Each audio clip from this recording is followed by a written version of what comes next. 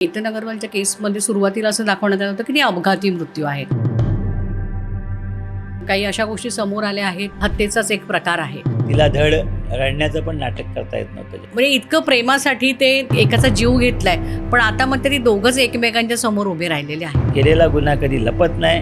आणि दुसरी गोष्ट, त्या दोघांची उपस्थिती ज्याला एकत्र दिसते त्याला ते काय म्हणतात त्याला काहीही अर्थ नसतो. आज सिया सांगतेय हा गुन्हा आम्ही केलेला असं ती म्हणतेय, पण तिला शिक्षा होऊ शकते का?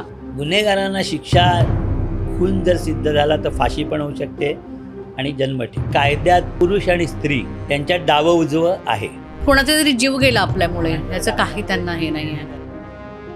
जामिनावर सुटल्यावर घरात जल्लोष करतात, बाहेर येणं साजरं करतात. तिसीच्या आतल्या ह्या तरुणाईला काही सहन होत नाहीये. पटत नाही किंवा आवडलं नाही म्हणून सोडून द्या असं नाही, तर त्याला जगातनं नाहीसच करायचं. ही विकृती काय आहे? पुरुषी मानसिकता असलेल्या मुलींना हाताळायचं कसं? मध्यरात्री जर कुठे जात असेल 10-11 नंतर आणि सकाळी परत असेल, ती काय देवळात जाऊन भजन करते का मुलगी?